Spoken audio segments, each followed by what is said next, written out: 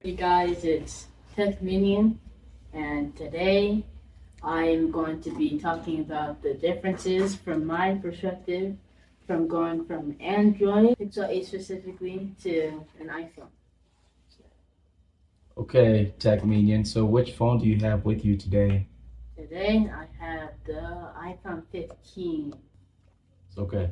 So why did you go from the Pixel 8 to the iPhone 15?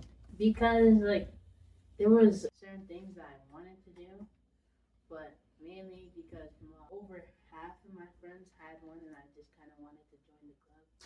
And plus, there was some other cool iMessage features, like especially in friend group chats. Whenever someone would react to a message, it send a completely different text saying blank laughed at your message or something like that. So, what are some things that you've noticed going from the Pixel 8 to the iPhone 15? Okay, so one It doesn't have to be in order. It can be good or bad.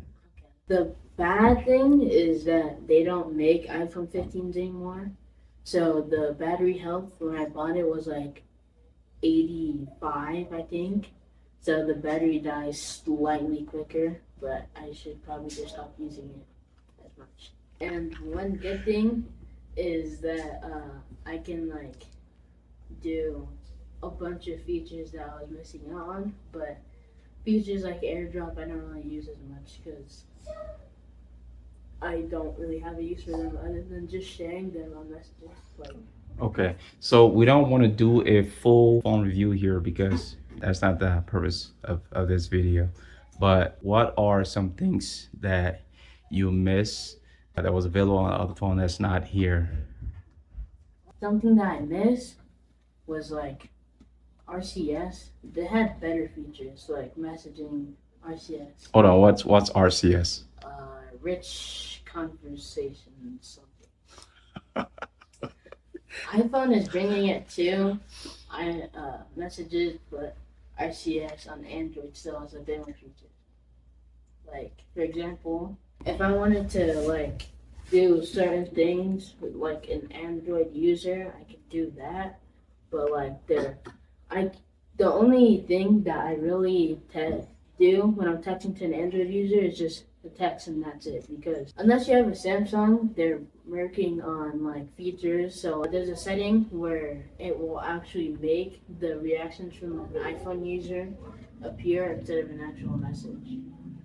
So yeah. Okay, so that feature is available on Samsung already, or is something they're still working on and it's not available on Pixel? It's available. I think it's available on both since Samsung does use Google Messages. Yeah. That's interesting. Okay. We kept the parental control, we kept custodial, and also there's Apple parental control. Only difference is it's now on mom's account because mom has an iPhone, but custodial is still there. That one is OS agnostic. But have you noticed any difference between going from parental control on Android to now iOS? I think that iOS is probably a bit lighter on the parental controls. For example, whenever I use all of my time or it goes into downtime, it doesn't lock down my entire phone, and there are certain apps I can use like messaging and calling, things like that. So it sounds like the Android one was more strict than the current one. Okay, what about with Custodio? Custodial, it's basically the same except whenever I use all my custodial time, it says lost iPhone, and then there are a bunch of apps that I can't use that require internet access and stuff like that. But one issue I noticed was that, for example, whenever I download an app or do something on my iPhone, the notification will only appear on my Android Pixel 8, and it just doesn't appear on my iPhone. I have notifications turned on and everything. It just doesn't. Yeah, I think notifications work differently on both operating systems. but are you able to download apps unrestricted without asking parents for permission like you had to on the with the Pixel 8? Yes, but that's only for like the apps in my age range. So I'm pretty sure mine is set to like 13 plus, I think. So I can't download anything other than that without having to send a request to mom. Okay, so I guess in that aspect, it's the same for both. Okay, what about calling things like I know you say you mostly text people, but I assume you call people too. Do you notice any difference as far as functionalities or features?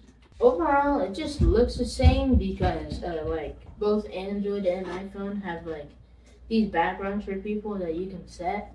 You can like customize their call card and things like that. But one thing I noticed is that so with and my Pixel 8, I had to go into like a specific setting to like turn on voice isolation. I think that's what it's called. So the background noise wouldn't be as loud. But then in the call on my iPhone, I just have to go to the control center and turn it on and off. Okay, what about things like spam calls? Spam calls, I just don't get notification for those. My Google Pixel screens them, but not the same for my iPhone. I get well, actually, it does screen them, but not as well. I can't control like what the bot says. Okay. I know the other one had some well, I don't know if they're still exclusive, but at the time it was exclusive. So things like hold my call and answer for me or something like that. Is I did think that? that's what it's called, or it would like answer whenever like you were back off hold. Yeah, yeah. Is there something similar on iOS? I mean, I don't necessarily think so, but I haven't been on hold before. I only call like my friends and family. So Okay, being that you switched to a whole new operating system, do you have any other devices that you link to your new phone that, I mean, if you do, how is that integration? right now, other than my iPhone, I have an Apple Watch SE second generation and an iPad Mini. I think it's A17 Pro chip. I don't know what generation. But as far as integration goes, like for example, I'm pretty sure Android has this, but like whenever my watch is near my phone or vice versa, I can unlock the both of them without looking. Or for example, I could like transfer the call, or if I wanted to join the call on my iPad, which I don't, but I could do that without like having to hang up or anything like that. That's cool. Join the call. Yeah, that sounds cool. Um, as far as the watch unlocking thing goes, it applies to Android as well. Is there anything else you like or don't like about the Switch?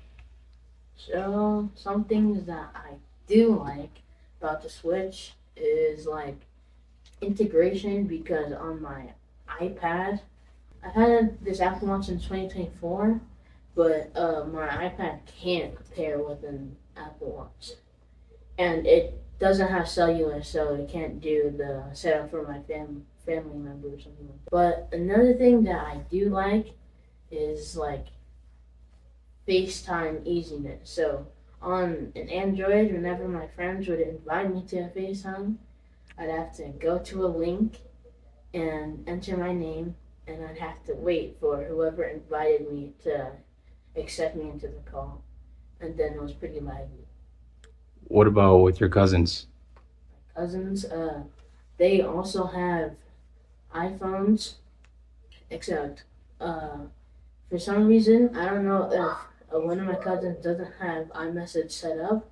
It just automatically goes to RCS. So yeah, but it doesn't really matter because like it just texts. That's all I basically need. But one thing that I do not like is one time when we were at a restaurant, I was texting one of my friends and I just automatically got signed as iMessage for no reason.